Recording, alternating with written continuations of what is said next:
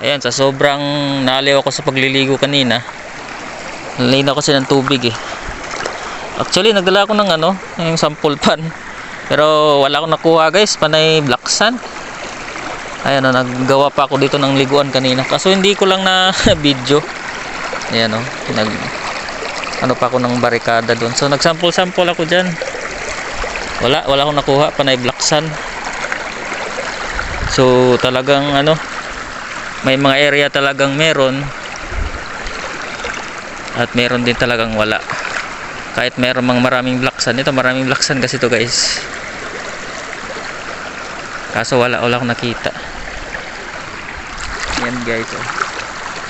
Yan, medyo hapon na tayo nakapag video kasi busy sa kaliligo. Ayan, ganda.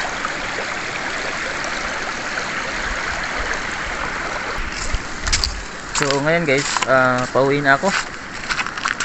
Pakita ko sa inyo guys yung mga dadaanan kong sapa. Ayan, dala ko na yung pala. Actually pag magkakampi ko, magdala talaga ako ng pala kasi especially kung sa mapili kong lugar, hindi siya uneven or hindi siya patag, gamit ko talaga tong pala para i-balance yung lupa, para chillax na lang pag hihiga tayo, diba? Alright, medyo madilim na. Time check, I think mga alas 5 pasado na siguro.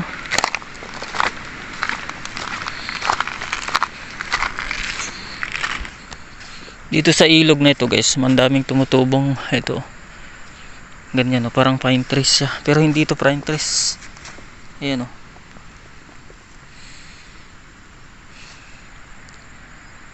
Parang pine trees yung itsura niya guys, pero ayan o, parang pine trees yung itsura niya, pero hindi naman siya pine tree. So comment nyo dyan sa comment section guys kung anong pangalan ng kahoy na to. Ayan o, napansin ko lang kasi dito nung umakyat ako ng Abra or Apayao Road, sa medyo baba nga part ng hindi pa mataas yung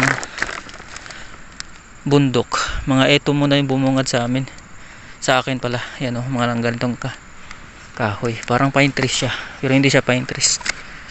Pero pag andun ka na sa pinaka peak, pine trees na talaga. Hindi naman ganyan yung itsura ng pine tree. So comment nga dyan sa comment section. Pero yung itsura niya parang pine trees, pero hindi siya pine trees. Ang dami dito.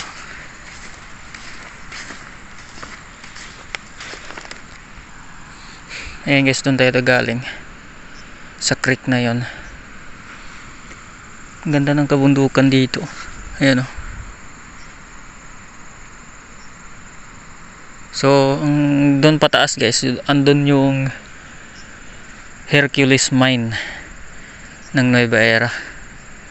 I think yung bundok na to is part na ata ng Nueva Ecija.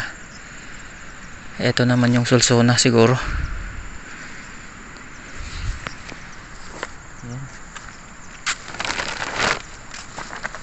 Ganda dito guys mag lalo na every weekend, dalhin mo yung mga pamilya dito, yung mga anak mo.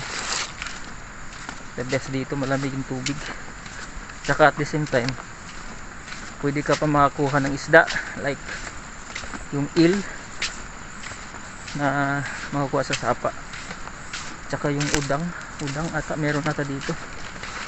Kaso hindi lang ako nakadala ng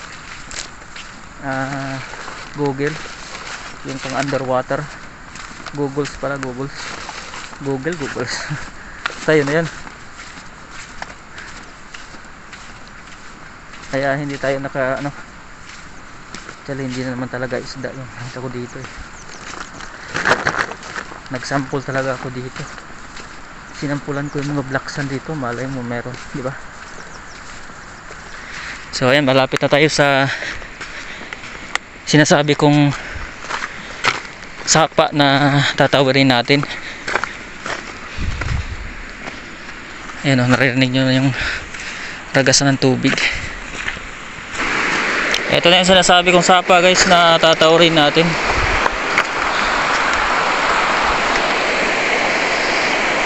Hindi lang mababaw tingnan, pero mababaw nga pero malakas yung current. So try natin ditong dumaan, kasi dati guys kaninang umaga doon ako dumaan dyan. Try naman natin dito. Alright, tara, try natin kung pwede.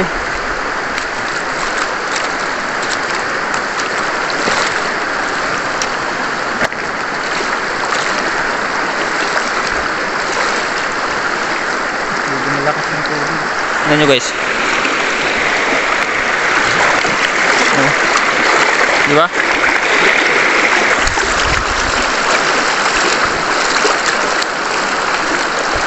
Pero carry lang yan.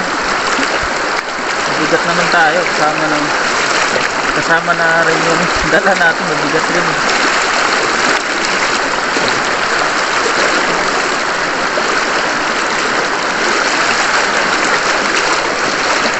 Parang may kumapit sa ano ko ah. Kala ko may kumagat na sa akin guys. Kahit carry lang pala eh. Diyan lang yung part ng ano, medyo malalim at saka malakas yung current ng tubig or yung agos ng tubig. Dito nga part mababaw na, tagatuhod na lang yung tubig pero malakas pa rin. Ayan o, nag-struggle nga ako eh. Isa rin sa mahirap kasi malalaki yung bato. Okay na.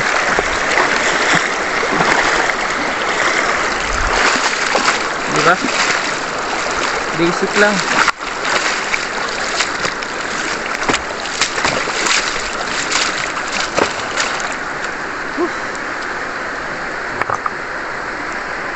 Saan tayo galing? Ito yung sapa. Ito yung sinasabi kong kinukuwari. Kinukuha yung mga buhangin at saka gravel. Ito. Malawak ito. Ayan o. Hanggang doon. Ayan o. Alright.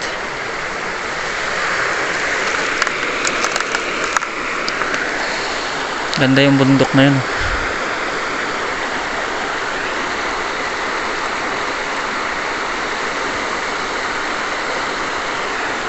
Yan, sana ano, mag-upstream tayo next time, no. Dapat agahan natin. Mag-ano tayo, prospecting. Yan, thank you for watching. Salamat sa panonood guys. Thank you for watching. And kung gusto nyo ganitong klaseng adventure videos, meron din po tayong ano, Facebook, YouTube, and TikTok. Same name lang po tayo doon, James PH. So kung may time kayo, pwede nyo i-check. Mostly dito sa Facebook guys, yung mga upload ko dito, mga short, meron din namang ano, long form videos, pero mostly more on short ako. Kung gusto nyo mga mahabang vlogs ko, punta kayo sa YouTube, andun lahat in-upload ko, long form. Nagre-range siya ng 8 to 16 minutes yung mga videos ko dun, kasi kinukompile ko na yun eh. Lahat ng mga adventures ko kinukompile ko na. Sa Facebook kasi ano eh, more on reels, short form videos, and nag-upload din ako ng long form. Ayan guys, thank you for watching.